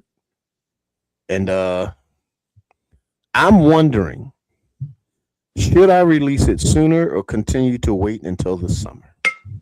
Wait till the summer. Build up that anticipation, bro. Build it up. Okay. What about you, Jay? What do you think? Wait for it. Okay. Base, what about you, my brother? I'm gonna wait for 200, Alex. You wait for 200? Okay. And anybody in the chat, what do y'all think? Y'all tell me what y'all think. Y'all a little quiet right now. I need to hear something from my folk. I need to hear something from my people. Y'all tell me what y'all think. Should I wait for the beginning of the summer to release the CD, or should I go ahead and do it in the next couple of weeks? Because and here's the thing. You know what the thing about it is, bro? I'm excited because for me, yeah, she said it a lot actually. But I think I'm excited because it's a journey, a long journey fulfilled. A lot of the inspiration for the project came from my mom, of course, because she was a jazz singer and she was ready, for me to release music out there in the public. And another inspiration is right here on this podcast, brother JB. JB actually unlocked more of my potential than I thought that I knew when I was in his studio. Because if you've ever worked with JB, and if anybody's on the podcast or watching the podcast has ever worked with JB, he doesn't cut corners. He doesn't cut corners, and he's not going to allow you to do it. And I'm not going to say he expects perfection, but you got to be damn close to it because his name's attached to it and his legacy's attached to it.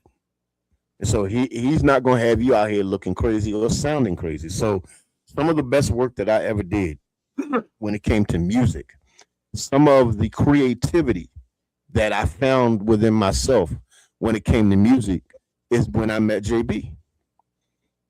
And so, brother, this, as much as this project is for me, it's for you, it's for my mom, who actually, brought the creative part out of me that I didn't even know was there. Like, you are the reason that I'm the writer that I am. Because I remember when we wrote the 37th version of Sexual Fantasies. It was one version that I wrote, and you basically that's not it. That's not it, bro. Like, you're talking about a fantasy with a woman, and you really have to dig a little bit deeper than this. And basically, you called it juvenile without saying it was juvenile, and it was. And so I really had to go deeper into it, and that caused me to be like, you know what? I should probably read more books because I don't think I know that many more words than what I'm saying, And so it caused me to really kind of delve into the biggest, the biggest part of who I am and my creativity, and really kind of delve into my heart to really understand not just being a writer, but the kind of writer that I wanted to be. And you know what, Grizz, because that's a lot of times what people don't realize is that the most complicated thing about music is keeping it simple. Right. It's hard to evoke the emotion you want and not want it to be too big. You always think the emotion that you feel deserves a big presence. And most songs, like Roberta Flack, First Time Ever I Saw Your Face, it's not big at all. Prince, 90% of Prince's songs, but like, let's see, which one? The Beautiful Ones. Yes. Yes. Right. Let's go to Michael Jackson, Human Nature. Yeah, it's simple. But one of the best songs he made. But the whole idea is that it sounds simple, but the complexity of layers, harmonies, and texture in the music make it complicated to produce, but it makes it easy to consume. Right. And that's why music these days, people are so quick to jump on a song because they made it so simple. It's so easy to digest. Right. But it's the whole idea that music is just simple. Right. Same drums, same keyboard, same vocal pattern. Right. Everything is the same. It's cookie cutter. Yeah, and that's why it's like it's hard for me to listen to a lot of today's music because I've heard it from 5 other people. And if I've heard it from 5 other people, 55 other people have already done it. I just ain't heard them yet. Yeah. So it's just like, and my man Tony the Pop says, I'd release it when you feel ready. Tomorrow is not promised. This is true. This is very true. I think there's somebody that's bass is down for. And I think I'm probably going to go with the consensus. Just wait for the summer. I think what was happening was I just really I don't know. It's just like I was listening to some of the stuff today. Excuse me. And I wrote something different. And when I wrote it, it's like I'm really in my bag with the writing. You know what I'm saying? And I think it's like it's the some of the best writing that I've done. I can honestly say that.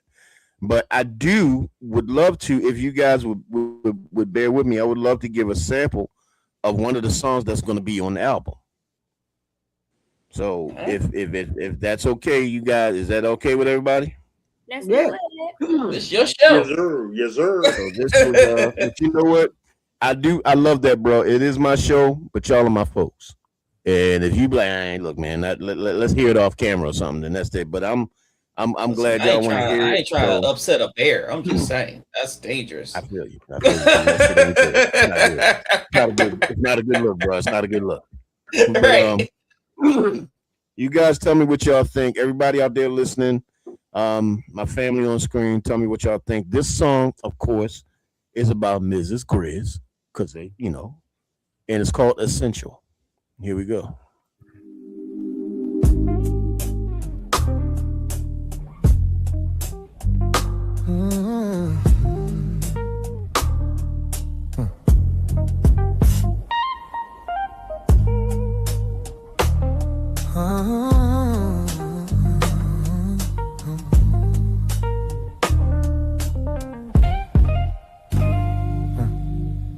Late night, slow lights, everything fades, but your touch pulls me back like the softest wave.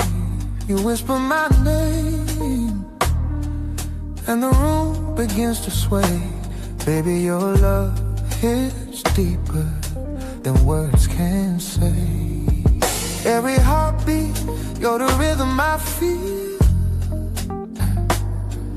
Every breath I take reminds me it's real. You bring out the part of me I tried to conceal.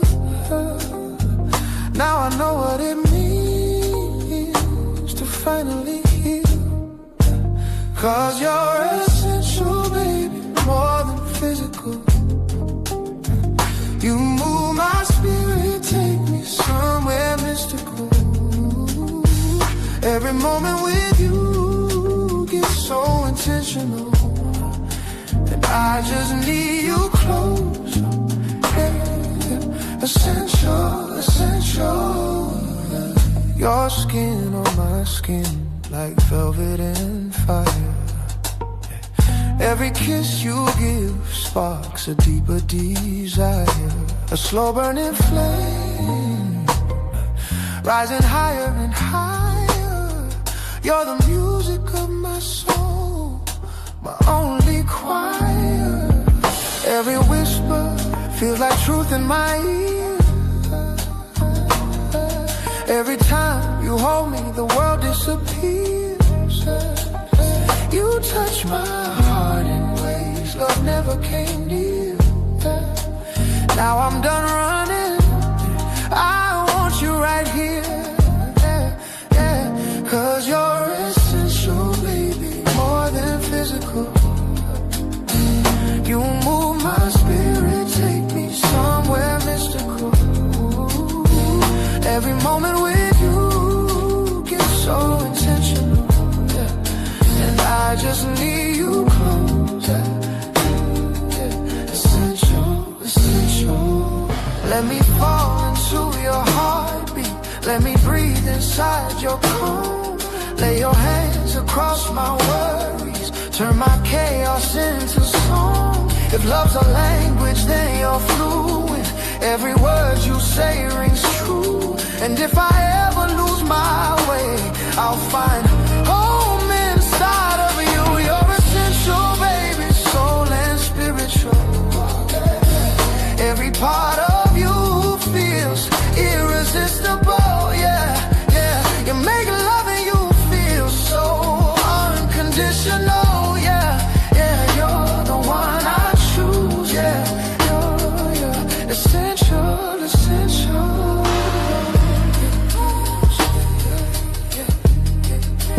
Don't let go, stay right here, don't let go. You're the part of me I didn't know I needed.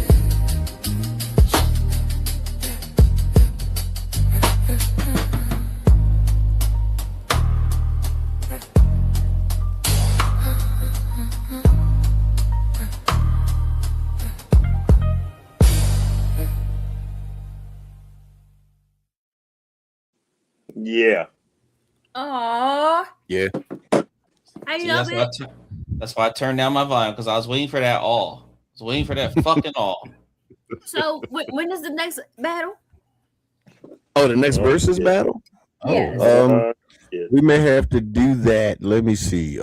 Spring. Since What I'm gonna be happened to releasing the an album in the summer, 1930s thing? that's what we're doing. That's what Okay. we're doing. 1930s style music. So we're gonna go from the 30s to the 50s. So anything from the 1930s, you got to make a song that's represented from the 1930s to the 1950s. So you can do that whole span of the 30s, 40s, and 50s. So the So, girl was on one, oh yeah, but we gonna yeah, start with the two that I gave you. Listen. oh yeah, them It's things was on fire though. neck. Okay. Okay. But yeah, that's one of the reasons. One of those songs like that is why I'm excited. You know, very excited to release the CD. I think that it's going to resonate well with people.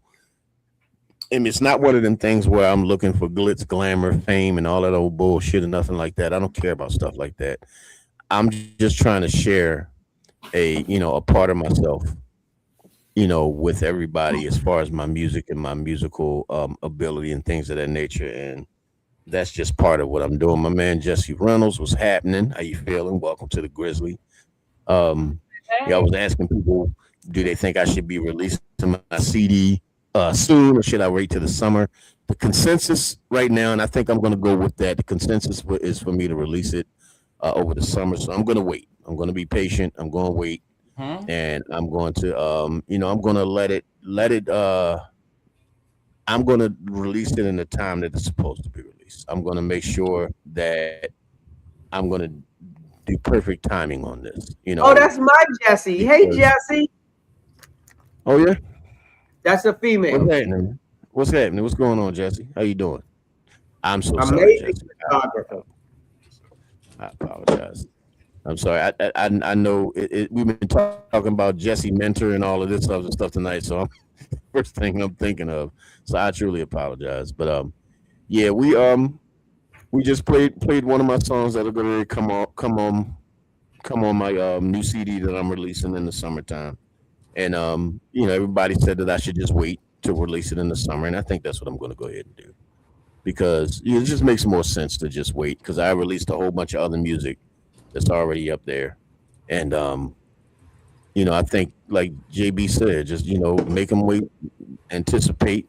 My man Vicissitude said the same thing, and Vicissitude said something that I don't think I heard him.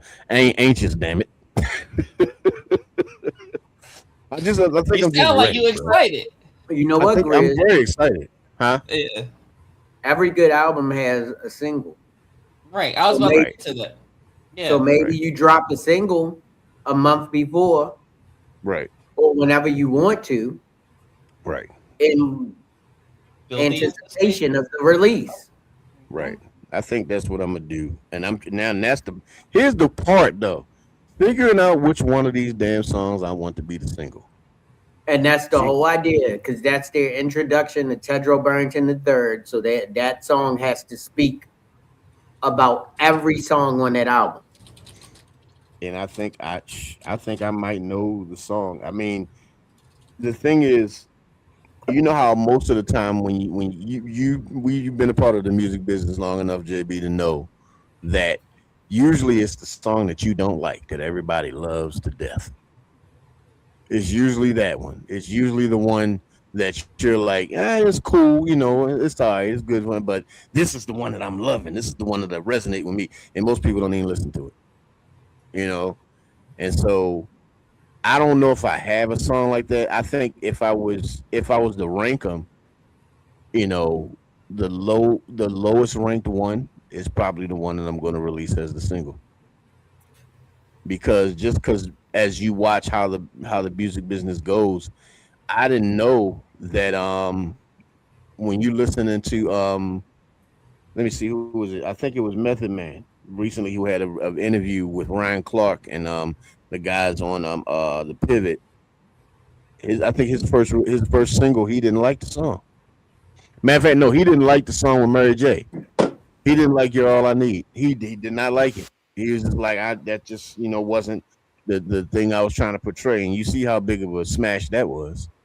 Yeah. You know, a lot of times it's usually that song that resonates with everybody.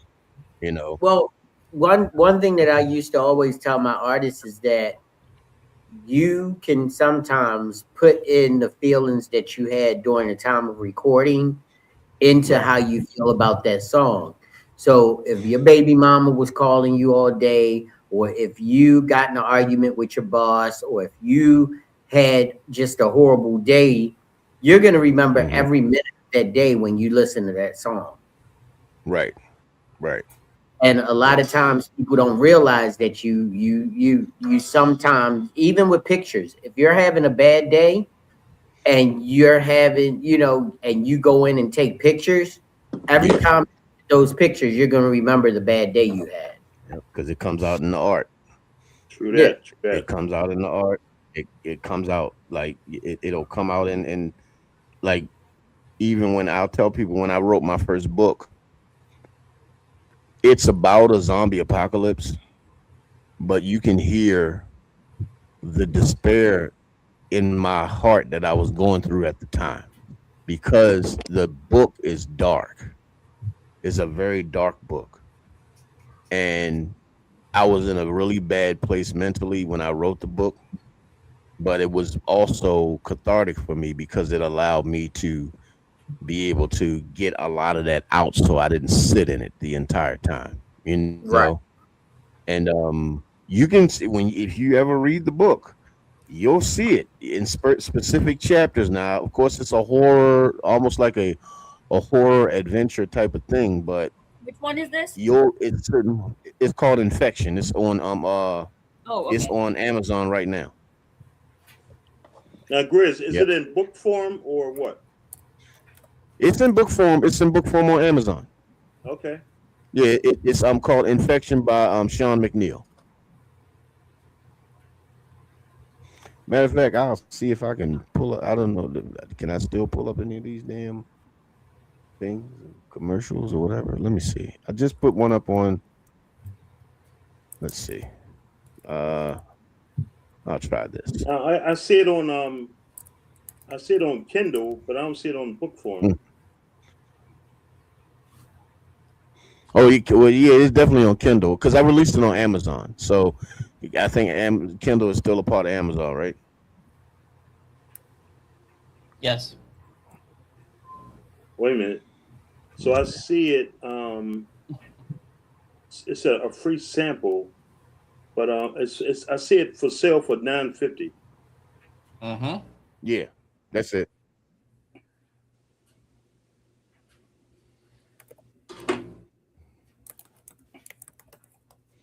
It's only $9.50, everybody. So, that's cheaper than Starbucks. Yeah. So this is it right here, guys. So that's it right there. And that's the book. That's what it looks like.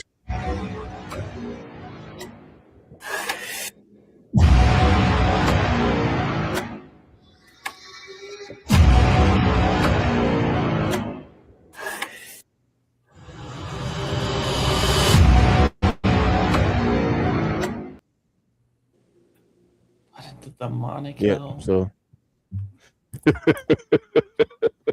well, if you're gonna make a horror book, the shit gotta sound horrible. Hell yeah. You can't have people coming and giggling at the book.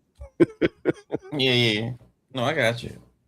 Yeah, but yeah, man. So you can, as you look at the words in that book, and then once I finally, because I had to put it on hold because of the whole house hunting thing.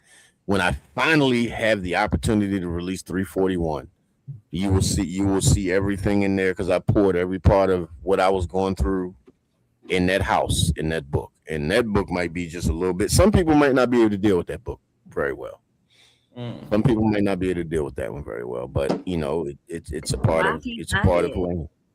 What you say? I can't find it. Oh, you can't? No. On Amazon? I lied. I got it. Oh, you can. I don't know what happened. Oh, look, because I'm a member and got all this other shit, it's free for me. Yeah,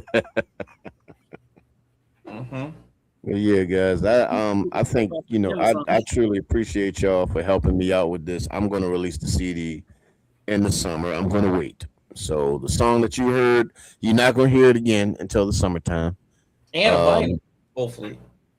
Yeah, and I'm gonna also, because of Mr. Vicissitude, another person who has actually helped me in this journey, he has convinced me to release it to vinyl. So yeah. Ooh, want to buy a record player right now. Yep. Okay. What you got up here, my man? Tony. He put the link up there. Thank you, man. I appreciate it. I got it though. Already saved. But yeah, man, I thank you guys for joining me over here tonight. This was an amazing podcast tonight.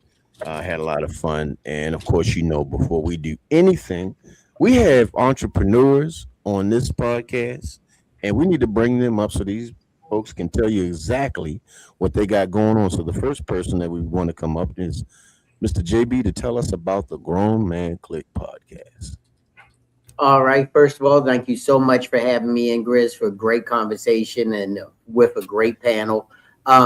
Every Monday night, 8:05, the Grown Man Click podcast with me, Scott T, Richie Rich, Van Gogh, and B. Maeve.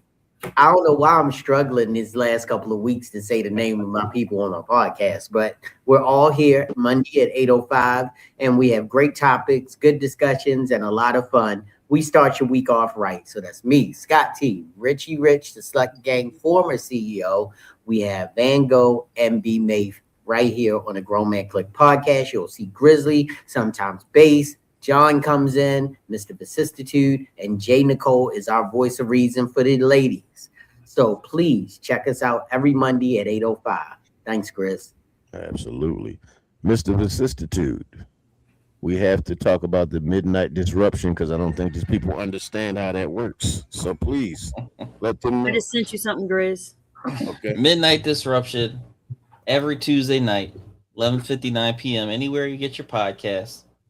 If you want some off the wall talk, some craziness, and some excellent interviews, that is the place to go. And of course, we have Vicissitude Magazine, vicissitudemagazine.com. We have Red Midnight Mag at redmidnightmag.com.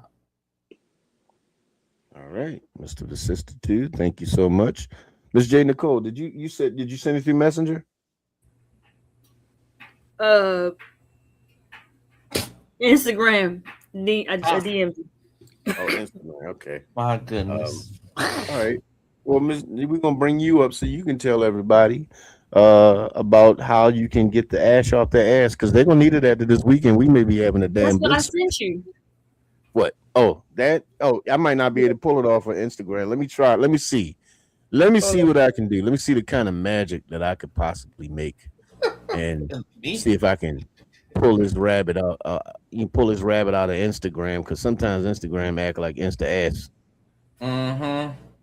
You know, wait till last minute. Like a little bitch. Like a little yeah. I just sent you the link on Facebook. All right, cool. I might be able to grab that one. So let's see. All right, let's pull it up here. In the meantime, we could get Bass's words of wisdom. Yes. Bass, please give us your words of wisdom, my friend. Well, Sister J, I went to a loctician not too long ago, and I grabbed some oil, and I was talking to Grizz about this earlier. I think this is a body butter you might want to check out. I don't know if you're already into it, but it consists of honey, vanilla, and almond, and this shit is potent like a motherfucker. Okay. So I don't know if you ever tried the 3 ingredients together, but honey, vanilla, and almond. Grizz, I just sent you a copy of the bottle. Okay. Jay, I can't play it because my man October London's music is on there, and it'll cut off the podcast. Jay doing copyrighted shit. Damn it! Stop pirating stuff. But you know what, America Jay? now, boy. If you attach one of my songs because it's my song, I can play it on my podcast without any kind of copyright strikes. I mean, you're not gonna be able to do that right this second. So maybe not right this second, but do your PSA. What you say, Jay? I said I'm nice. Give me 1 second. Wait a minute. I think I might. Wait a minute. I think I just recently. Hold on. What happened to last week's video?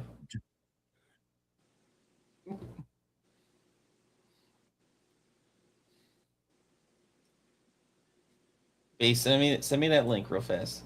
I'm curious about this. Send me that link to that oil real fast. I'm curious. Okay, bro. I'm gonna send it to you right now, bro. Hey, John. This shit is fire, man. Hey, Jay. You can't say that I don't look out for my sister and I don't love you. I got you already. Don't worry about it. I got you. Hey, John, I just sent it to you, bro. So, I got it. ladies and gentlemen, if you want to know about Mrs. J. Nicole and what she has going on, she has J. Amore, body butters, body scrubs, things of that nature. I'm going to let her tell you more about it after we play her commercial. Are just too plain when I think about you. All I think is. Okay. Listen, that's the song. That's the same song that I had just attached to it and was about to send to you when I said I got it. So, Jay, tell them about the J. Amore. Tell them about it. Yes, Valentine's Day is coming, people. Come get your body butters, your body scrubs, your shower gels, your candles. You got air fresheners too.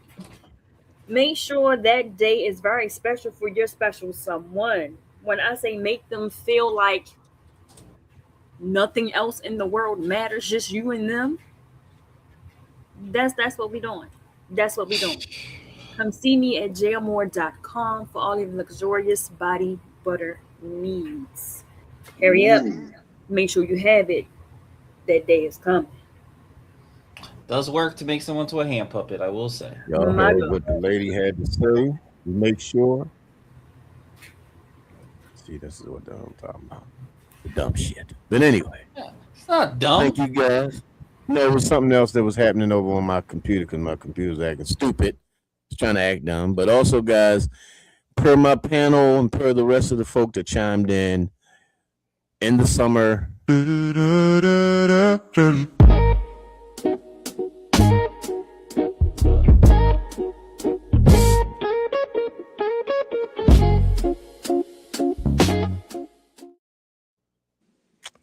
So we're going to be bringing it out in the summertime, guys. Tedro Barrington III, the CD will be coming out in the summer. So please make sure that you look out for that. And I want to thank you guys for coming over here to the Grizzly tonight. I'd love and appreciate you. Please remember to like, share, and subscribe to the content. It helps the channel to grow. And oh, by the way, Hype me up. Let's go. Hype me up. Do it now. Hype me up. Let's go. Hype me up. Do it now. Hype me up. Let's go. Hype me up. Do it now. You gotta hype when you like. Hype it when you like it.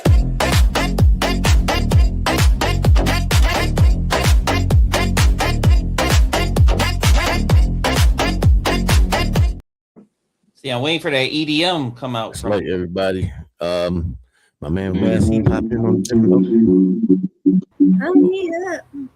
What's going on here? We got two Jerrys.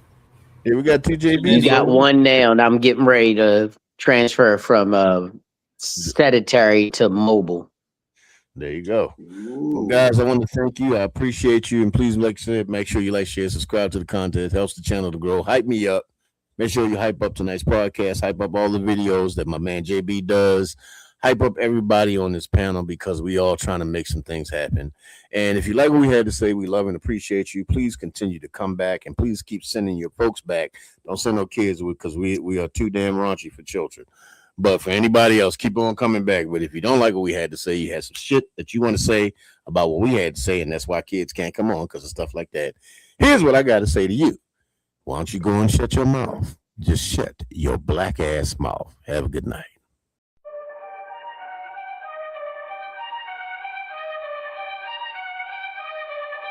Sophisticated, grizzly, mostly, passion, caution, dedication, caution, Fragrance. Fragrance. Summer leader. Pause up. Deal is Teddy. Teddy. It's time. Pause up. Deal is Teddy. Teddy. Grizzly. Sex appeared in caution. Passion. Caution. Dedication.